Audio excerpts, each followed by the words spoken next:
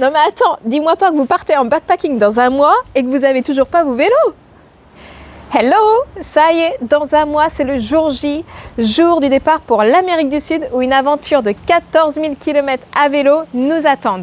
Et c'est pas pour rien si cette date tombe aussi le dernier jour de validité de mon visa australien. Donc il n'y a pas le choix, il va falloir être prêt.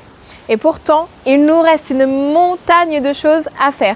Et je pense que le point le plus important, ça va être tout d'abord de trouver nos vélos. Quoi ? Non mais attends, dis-moi pas que vous partez en backpacking dans un mois et que vous avez toujours pas vos vélos. Si, et en plus il va nous les falloir pour dans 2 semaines parce qu'on aimerait se faire une session backpacking ici en Tasmanie avant de prendre notre envol pour Bogota.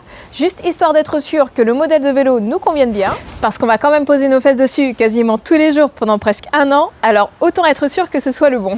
Et aussi qu'au niveau du matériel, on a tout ce qu'il nous faut et que tout roule comme sur des roulettes. Voilà, donc le point le plus important, trouver nos vélos. Ensuite, il va falloir qu'on réserve nos billets d'avion avant que les prix deviennent complètement dingos. On va pas se mentir, c'est déjà le cas, mais on va essayer de réduire les coûts. Il va falloir qu'on rachète du matériel de camping. Et là, je pense notamment à mon matelas qui a rendu l'âme la dernière fois que je m'en suis servi, où je me suis réveillée complètement à plat au milieu de la nuit.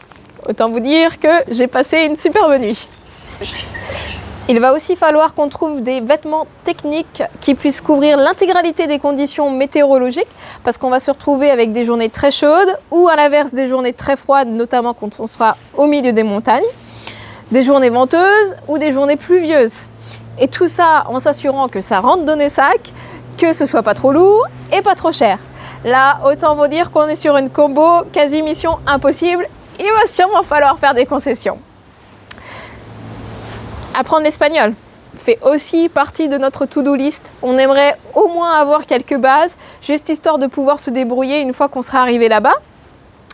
Et puis je pense que le dernier point, ce sont les rendez-vous médicaux, notamment pour s'assurer qu'on a tous les vaccins obligatoires et recommandés. Voilà, donc là on va être sur un mois de folie, mais ça fait aussi partie de l'aventure.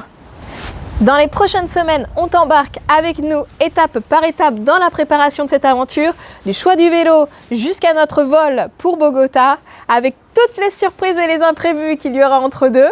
On te donne rendez-vous dans la prochaine vidéo où on fera face à notre plus gros challenge, trouver les bons vélos.